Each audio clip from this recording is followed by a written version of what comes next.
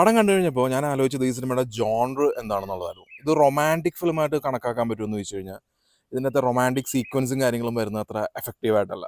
പിന്നെ ഇതൊരു court room ഡ്രാമയായിട്ട് കണക്കാക്കാൻ പറ്റുമെന്ന് ചോദിച്ചു കഴിഞ്ഞിട്ടുണ്ടെങ്കിൽ ഇതിൽ വരുന്ന കോടതി അതൊരു കോമഡി ആയിട്ടാണ് കാണിച്ചിരിക്കുന്നത്. അത് കഴിഞ്ഞിട്ട് പിന്നെ ഇതൊരു സട്ടയർ രീതിയിൽ അങ്ങനെ കാണാൻ പറ്റുമെന്ന് ചോദിച്ചു കഴിഞ്ഞിട്ടുണ്ടെങ്കിൽ അതുമില്ല. അപ്പോൾ ഇത് മൊത്തത്തിലൊരു സോഷ്യൽ ഇഷ്യൂസിന് അതിനെയൊക്കെ ആ ഒരു റെലവൻ്റ് ആയിട്ടുള്ള ഒരു ടോപ്പിക്ക് സംസാരിക്കുന്ന പടമാണോ ആ രീതിയിൽ കാണാൻ പറ്റുമോ എന്ന് ചോദിച്ചിട്ടുണ്ടെന്നുണ്ടെങ്കിൽ അതുമില്ല. അപ്പോൾ അതായത് ഈ സിനിമയ്ക്ക് ഹാല് എന്ന് പറയുന്ന പേര് അതൊരു മനഃപൂർവ്വം ഇട്ടാന്ന് തോന്നുന്നു. കാരണം ഈ സിനിമയുടെ ഹാൽ എന്താണെന്ന് ഈ സിനിമാക്കാർക്ക് പോലും അറിയില്ല. അപ്പോൾ ഈ സിനിമ കണ്ടവരുടെ ഹാൽ എന്താണെന്നുള്ളത് ഞാൻ പറയാം.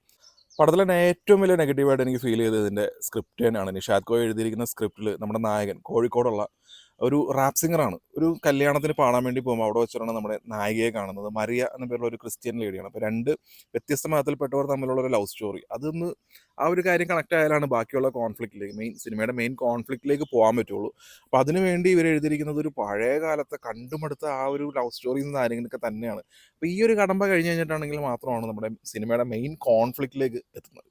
ഇതിൽ മതം ഒരു പ്രശ്നമായിട്ട് വരുന്നതും പിന്നെ ഈ ലവ് ജിഹാദ് പോലെയുള്ള വളരെ കോംപ്ലിക്കേറ്റഡ് ആയിട്ടുള്ള വിഷയങ്ങളൊക്കെ അതൊക്കെയാണ് ഈ സിനിമ സംസാരിക്കുന്നത്. പക്ഷേ ഇങ്ങനെയുള്ള സിനിമകൾ മേക്ക് ചെയ്യുമ്പോൾ അത് എഴുത്തിൻ്റെ ആണെന്നുണ്ടെങ്കിലും പ്രസൻറ്റേഷൻ്റെ ആണെന്നുണ്ടെങ്കിലും പാലിക്കേണ്ട ഒരു മിനിമം മെച്യൂരിറ്റി ഉണ്ട്.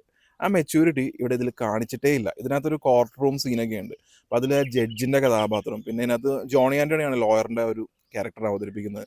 പുള്ളിക്കാരൻ പറയുന്നതെല്ലാം നമ്മൾ ഈ സോഷ്യൽ മീഡിയയിൽ കാണുന്ന പോസ്റ്റും അതിൽ വരുന്ന കൊമൻസും ഇതൊക്കെയാണ് ഇതിനകത്തെ കോടതിയിൽ കാണിക്കുന്നത്. വളരെ സെൻസിറ്റീവായിട്ടുള്ള ലവ് ജിഹാദ് പോലുള്ള ഒരു കാര്യം ഇവരുടെ ഇൻറ്റൻഷൻ ചിലപ്പോൾ നല്ലതായിരിക്കാം.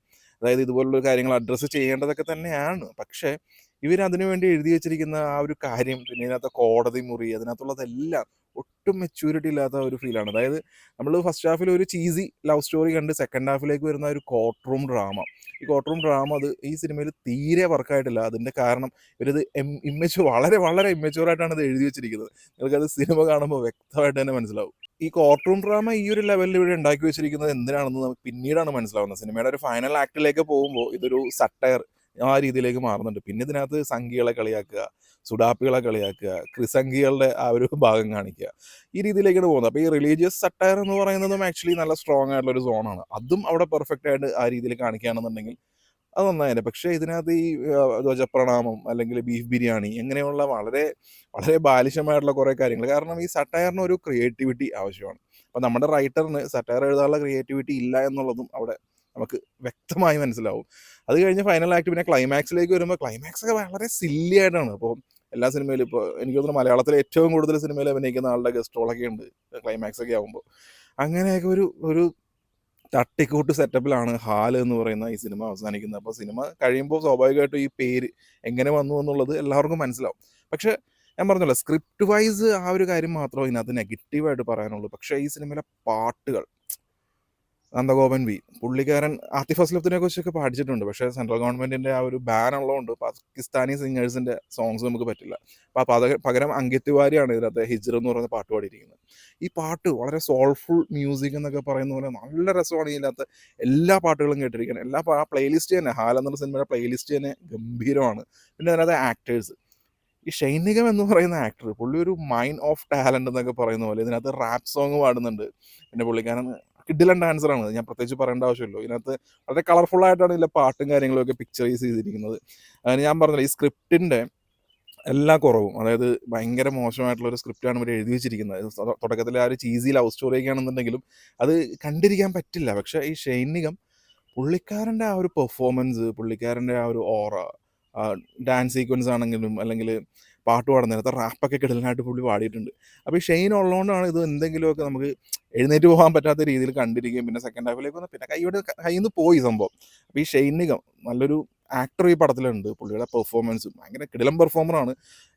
നല്ല നടനുമാണ്. ഇതിലെ ഇമോഷണൽ സീക്വൻസും കാര്യങ്ങളൊക്കെ വേറെ ആരെങ്കിലുമൊക്കെ ചെയ്ത് കഴിഞ്ഞിട്ടുണ്ടെങ്കിൽ ഭയങ്കര ബോറായിട്ട് തോന്നാവുന്ന സംഭവങ്ങളൊക്കെ തന്നെയാണ്. പക്ഷേ പുള്ളി ഇത് കിടിലനായിട്ട് ചെയ്തിട്ടുണ്ട്.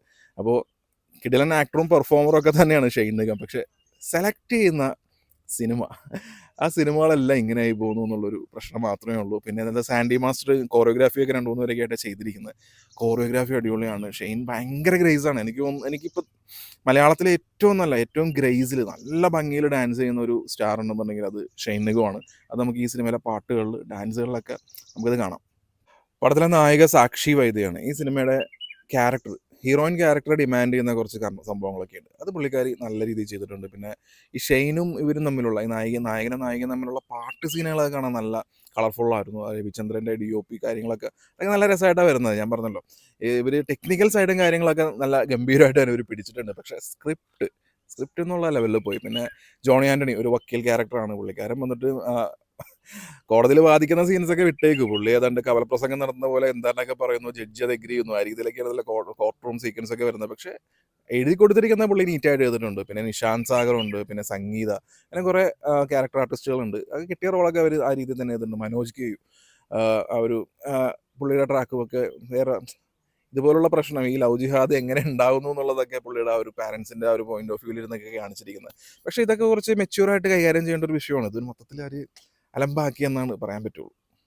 ഇതിന്റെ എൻഗേജിങ് ഫാക്ടർ 10-20 കൊല്ലം മുമ്പ് ഇറങ്ങേണ്ട ലവ് സ്റ്റോറിയും കാര്യങ്ങളൊക്കെ ആയിട്ടാണ് ഇതിന്റെ ഫസ്റ്റ് ഹാഫ് വരുന്നത്. അതിപ്പോൾ ഷെയ്നികം, പിന്നെ പാട്ടുകൾ, പിന്നെ അതിന്റെ ഡാൻസ് സീക്വൻസ്, കളർഫുൾ ആയിട്ടുള്ള കുറേ വിഷ്വൽസ്, ഇതൊക്കെ ഉള്ളതുകൊണ്ട് നമുക്കിത് കണ്ടിരിക്കാം എന്നുള്ളൊരു ലെവലിലാണ് പോകുന്നത്.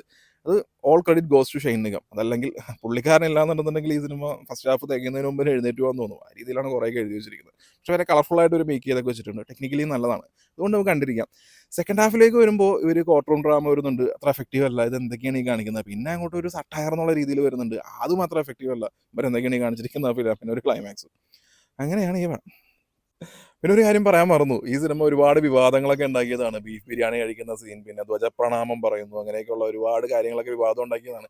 ഈ സിനിമ കണ്ടു കഴിഞ്ഞിട്ടുണ്ടെന്നുണ്ടെങ്കിൽ ഇവർ വിവാദം ഉണ്ടാക്കിയ ആ ഒരു സീക്വൻസ് ഇല്ലേ, ഈ സീക്വൻസ് കാണുമ്പോൾ സ്വാഭാവികമായിട്ടും നമുക്ക് തോന്നും ഈ ഒരു കാര്യത്തിന് വേണ്ടിയിട്ടാണ് ഇവന്മാർ വിവാദം ഉണ്ടാക്കിയിരിക്കുന്നത്. കാരണം വിവാദം പോയിട്ട് ഒരു കാരണവശാലും ഈ സിനിമ ഹൈലൈറ്റ് ചെയ്യേണ്ടവരൊന്നും ഉണ്ടായിരുന്നില്ല.